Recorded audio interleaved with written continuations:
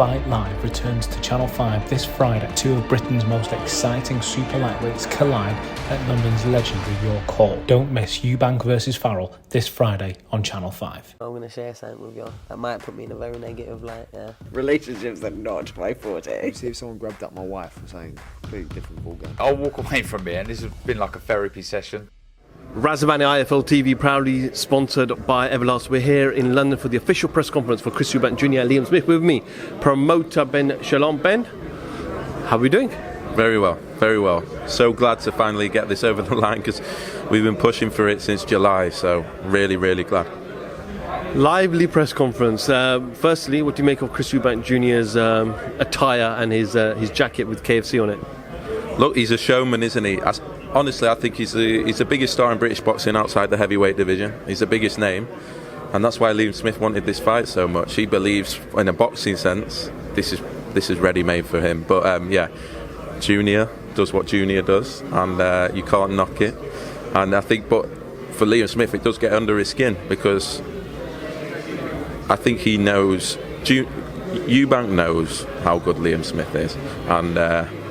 Yeah, it's a big fight, and it's a big fight for Chris. He looks good, he looks relaxed, he looks ready, but this is a big fight for him, and one he has to win. I know there must have been a lot of competition from different promoters to get Junior on their platforms, DAZN, Frank and everybody else, but you happy that he's come back to Sky? Yeah, I mean, that was the one fight we couldn't deliver. I didn't see it coming, if I'm honest, the Conor Ben fight. It did, whatever happened. But I think Chris came out of it really well. I think he's come out of it a bigger star. I think he dealt with it really well. He's not fought since February against Liam Williams. He's been inactive, and I felt sorry for him, to be honest. But great to have him back on Sky. We want to have his career-defining fights on Sky. This is a career-defining fight, and for Liam Smith, this is the one we promised. This is the one we had to deliver for him, and it's the one I'm very, very proud to deliver for him, because I think for him, for both of them, I think if they win, this will be the biggest win on their record. I think for Liam Smith, if he beats Eubank Jr., it's his biggest win of his career. Yes, he's become a world champion, a very good world champion, but I think he's in the form of his life, and he's been active as well. For Eubank Jr., this will be the biggest win for him as well. I think since George Groves, this is a toughest fight, and that's what makes this special, because there's high stakes in this fight. Whoever wins gets, probably for Liam, another shot at world title. Eubank Jr., chance to win a world title. But if not, it's hard to see where anyone goes if they lose this fight. I was going to say that, is it if the loser is almost out of certainly that world scene? They're at the business end of their career. Chris is 33. And he'll feel he's in his prime. But Liam Smith is 34, but is the best Liam Smith I think we've ever seen. Anyone that's watched his performances over the past 18 months has seen him get better and better. Even the Kurbanov fight, he won that fight. Fowler, Vargas, he's ready for this. This has come at a good time for him. But yeah, I think it's going to be tough for whoever loses this fight. And that's why I'm glad that both fighters are taking it, because Eubank Jr. is putting a lot on the line. He is a big star. And he's taking a risk. He said, Chris Eubank Jr., when he was in a fight, Conor Ben, that I need to be 60%. For Liam Smith, he says, I need to be less than 60%. Is he playing mind games there? If Eubank's not 100%, he'll lose this fight. And even if he is, he could lose this fight. I think it is for me, I've seen a lot of those in boxing believe Liam Smith wins this fight. But he's clever. He's more experienced. He fights well on the inside. The early rounds, if Liam Smith can get through, because Eubank Jr. notoriously starts very fast. Liam Smith starts slow. If Liam Smith can get through those early rounds, I think it's going to be a barnstormer. It's 100% going to be a war. They both like to fight on the front foot, and it's what we want to see. We want to see the best fighting the best, and this is the two best in Britain. I didn't mean to bring you up with Liam, but I had to remind him of that Liverpool show in September. Not his fault that happened, but I said these are the nights that you live for. We had a fantastic turnout with media today. It's going to be on pay-per-view, which we'll come to in a moment. But he said this is what I live for, and he goes, Sky and Ben have delivered as promised. Yeah, and when you take on a fighter, we take it very seriously. We have to deliver for them. We wanted to deliver for Liam Smith. He made a bold move coming across to us, and it's paid off for him. And we've got him the big fight, and as I say, it's the one that he wanted. He's a competitive guy. He doesn't take fights for money, Liam Smith. Liam Smith wants to win this fight and made sure it was on his terms at the right time, and he feels that this is a fight that is ready-made for Liam Smith. Liam also says that when he was in a fight, when Junior was in a fight Conor Ben, there wasn't a rematch clause. So he goes, why is there a rematch clause now? And is it portraying to the fact that Junior's scared to lose?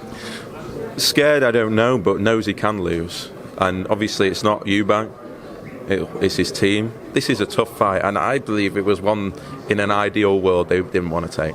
I do believe that, but I'm very glad me and Cal have worked well together, and we've got a big fight on now. And look, may the best man win, and I'm happy either way because we're going to see an absolute monster next year. Spoke to Kala regarding obviously the current climate, living crisis, etc. We saw on the weekend where we had many shows.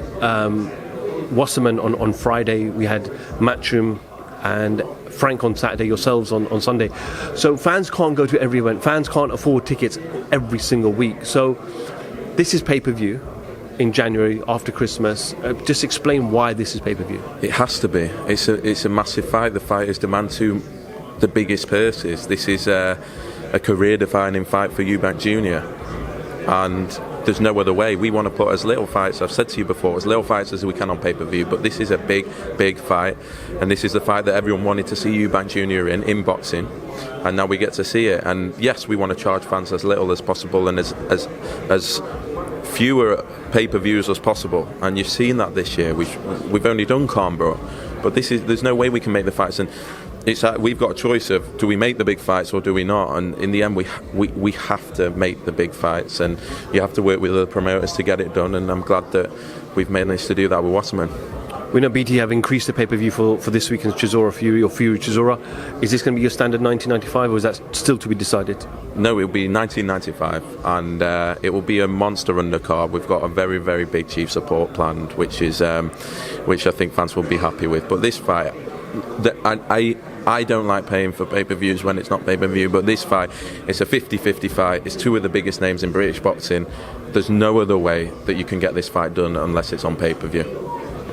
Are we going to see Ben Shalom and boxers' first stadium fight at Anfield next year if Liam wins? That is the dream. That's the focus. The rematch clause we were quite happy to agree to for that very reason, and that's what Liam Smith's focusing on. If he can beat him in January, he'll get his dream to fight at Anfield in June. But let's see. He's got a big task on his hands first. Ben, is this a good sign? Obviously, Eubank's coming across. We've seen you go take Joseph Parker across to the other side of the pond.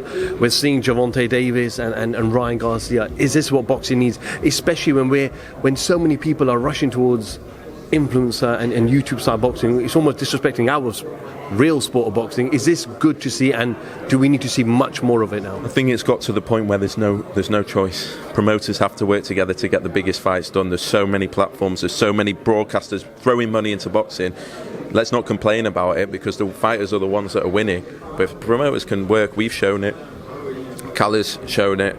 If we can work together, we'll get the big fights on, and I'm glad that everyone saw sense on this one because it was a fight that boxing fans wanted to see. It was another fight that I thought that many will feel they wouldn't have seen, that they weren't going to get to see.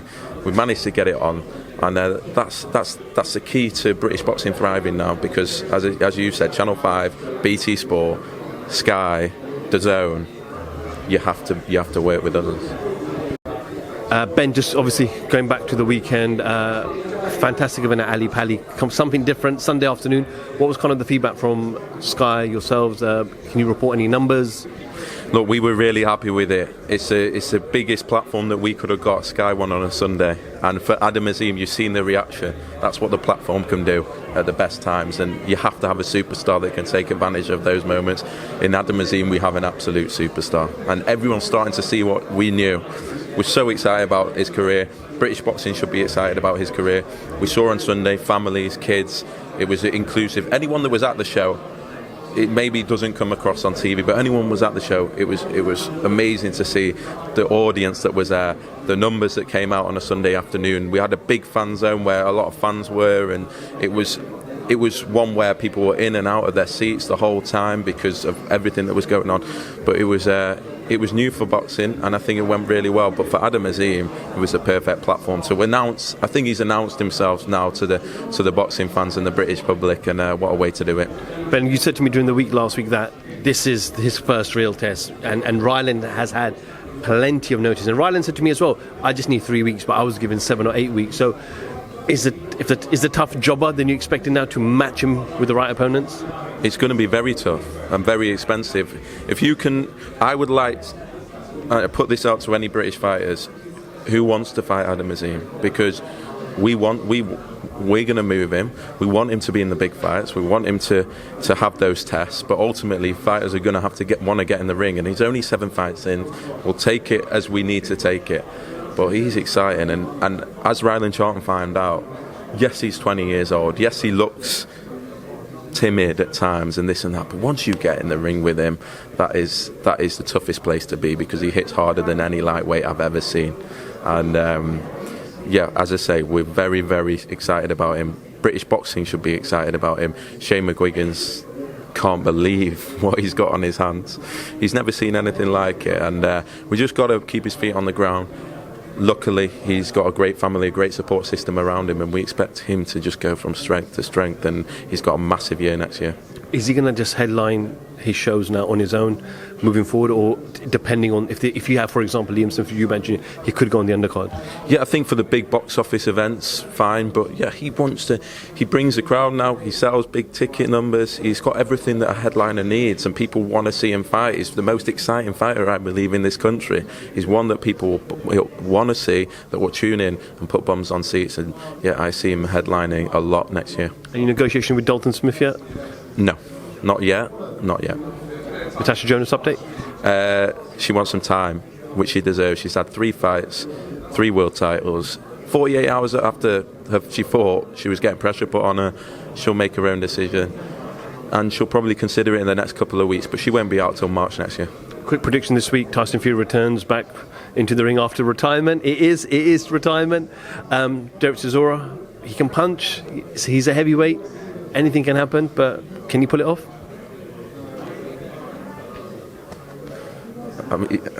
I don't think a prediction's needed for that one. I don't knock either fighter, but you'd expect in every 99 times out of 100 for Tyson Fury to come through on Saturday.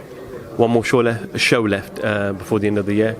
Willem Smith, I spoke to him on the weekend, but that's the last one before the year ends. Yeah, and a big night for Dan Aziz as well. We've seen his career go from level to level to level. It's another step up against Rocky Fielding. He's a dangerous fighter, as we know, and it'll be dangerous in those early rounds for Dan Aziz. We think Dan can be in the top level at light heavyweight. We think he's up there with the Anthony Yards, the Lyndon Arthurs, the Joshua Buatsis in this country, and hopefully he can prove that again in December. Caroline Dubois, Vidal Riley will be out. McKinson is returning on the South Coast, and obviously Willem Smith in a fight that will be a barnstormer. This guy is a world level fighter. He needs that before he fights for a world title next year. We want him to fight in the stadium in May, June next year, and we enjoyed going to Bournemouth last time. It will be a nice way to end the year, and a big night for the fighters on the card. Ben, you've done things different this year. You've done press conferences and public workouts together. You've gone to Ali Pali and done different kind of. You've kind of just experimented what's out there and what you could do that's different to other promoters. Something a lot of people were talking about online that I was seeing over the last couple of days is a cruiserweight tournament. Now, you've got a number of cruiserweights. Marius Bradis was actually there in attendance on the weekend as well. Willem Smith, Riakporhe, Akoli could be free next year. Not sure his situation, but is that something that you're potentially willing to explore? Yeah, watch this space. I think it's going to be a massive 2023 for the cruiserweights. As you said, big names in the British scene, world title fights to be made. Everyone wants to fight in the UK because of the cruiserweights over here. It's going to be a big division next year, and yeah, we'll see what happens, but that's what Willem Smith wants, that's what Richard Riakporhe wants, and there's some big fights to be made. You said to me a couple of days ago that there's going to be an announcement for a new big signing. Can you give it to me? No. We look, it's been, as you said, it's been an experiment this year. I still have to pinch myself a little bit because it's happened. The past year we've worked incredibly hard.